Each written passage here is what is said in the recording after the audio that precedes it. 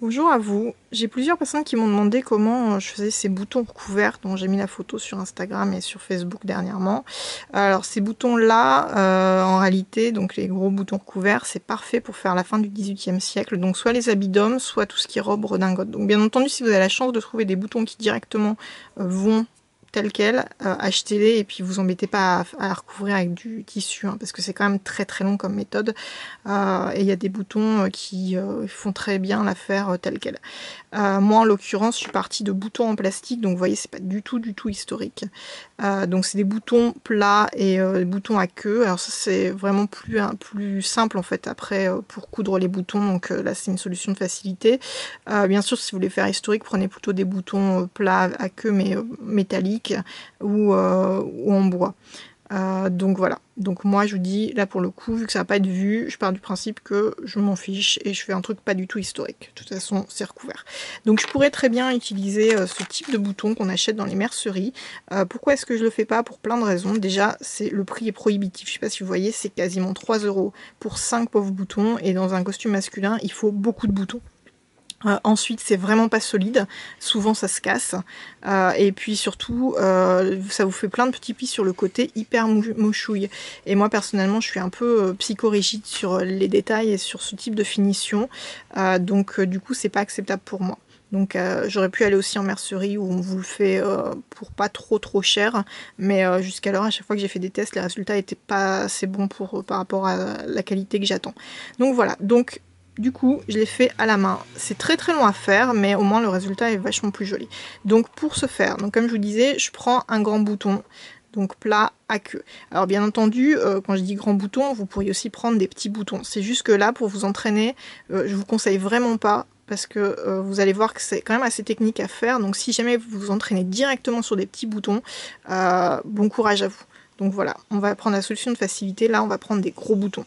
Donc ensuite, ce qu'il vous faut, c'est donc le tissu pour recouvrir, et en fait, il faut que vous traciez un cercle qui fait 2 fois le diamètre du bouton. Donc là, si mon bouton c'est du 22 mm, en gros, je fais quasiment un cercle de 44 mm de diamètre. Donc je dis quasiment parce que retirer 1 ou 2 mm pour dire de laisser la place pour la queue du bouton.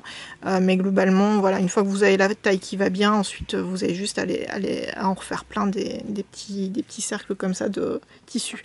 Donc ensuite, tout ce qu'il vous faut, c'est simplement une aiguille avec un fil. Donc voilà, donc vous faites un nœud au bout de ce fil. Donc ça c'est ce que je vous montre, c'est ma technique à moi, hein. Bien entendu, il n'y a pas qu'une seule façon de recouvrir des boutons, il y en a peut-être d'autres qui sont plus rapides et plus simples. Moi, je dois avouer que voilà, j'en ai essayé plusieurs et c'est vraiment celle qui me donne les plus beaux résultats. Donc une fois que j'ai donc mon fil avec le nœud au bout, je vais aller piquer tout autour de hop, mon tissu. Donc au-dessus, en dessous, au-dessus, en dessous, etc., etc., tout le long donc du cercle.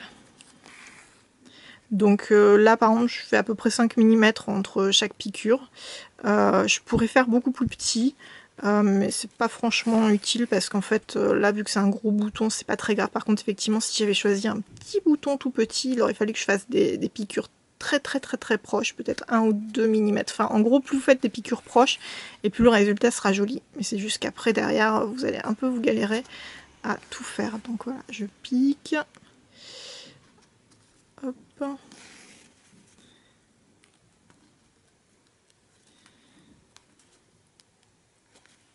Et voilà. Donc je m'arrange pour finir. Vous voyez que j'ai commencé à piquer du côté visible. Donc ça c'est le côté visible. Là c'est le côté invisible. Donc du coup je me retrouve avec le fil d'entrée avec le nœud et le fil de sortie côté aiguille. Donc qui arrivent côte à côte ensemble. Donc ensuite je vais simplement aller tirer légèrement sur mes fils. Donc voilà, pour former une espèce de petite bourse, toute simple. Voilà. Cette petite bourse, une fois que je l'ai, je prends un de mes boutons et je vais aller fourrer ce bouton dedans. Et une fois que, hop, il est à peu près au milieu. Ce que je fais, c'est que j'appuie sur le bouton contre la table, ce qui permet d'éviter que les fronces elles se forment que d'un côté. Et ensuite, je tire un maximum côté fil avec l'aiguille. Une fois que j'ai fait ça, ce que je fais, c'est que je reprends le deuxième fil, donc celui où il y a le nœud. Et ensuite, je vais aller faire un petit nœud. Et là, je vais serrer à fond. Donc voilà. Et c'est vrai qu'il y a beaucoup de gens qui s'arrêtent là, c'est-à-dire ils considèrent que voilà, le bouton est recouvert, donc ce qui n'est pas faux, hein, il est effectivement recouvert, et que c'est suffisant donc de faire comme ça. Alors comme je vous dis, moi je suis un peu psychorigide sur les détails, donc pour moi c'est pas suffisant. Donc je rebrode derrière. Donc comment je m'y prends? Simplement, donc je prends donc mon fil et vous voyez que je vais aller. Donc vous avez plein de petits plis tout autour de la queue du bouton. Je vais passer un pli et je vais aller piquer sur le pli qui suit. Donc voilà, tout doucement. Et ensuite, je vais faire plein de points arrière. Donc c'est-à-dire des points arrière, c'est simplement des points. Donc où vous voyez, donc mon fil sort d'ici et je vais aller piquer le fameux pli que j'ai pas piqué tout à l'heure, celui qui est au milieu. Et je vais passer le pli suivant et je vais aller repiquer le pli d'après. Donc bien entendu, j'ai fait un nœud, ce qui n'est pas logique, j'en fais jamais. Et là, vu que je vous fais la vidéo, forcément, faut que je fasse un nœud. C'est pas grave, tout va bien. Donc voilà, donc je reprends. Donc voilà, donc vous voyez, le fil sort, donc je pique le pli précédent, donc point arrière. Donc c'est ça le fameux point arrière, c'est je pique un petit peu après et j'avance beaucoup. Donc c'est-à-dire je passe le pli d'après.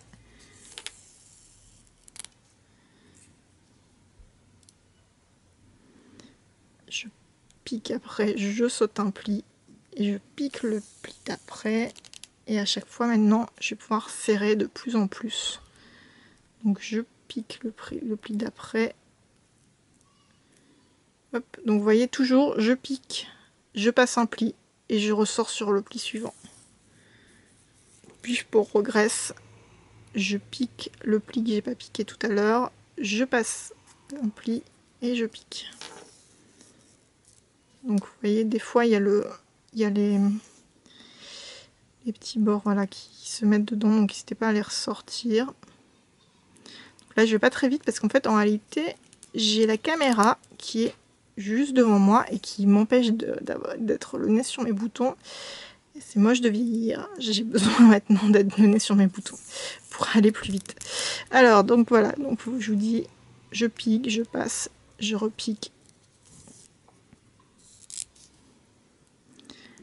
Je retourne en arrière, je pique, je passe, je repique. Je pique, je passe, je repique.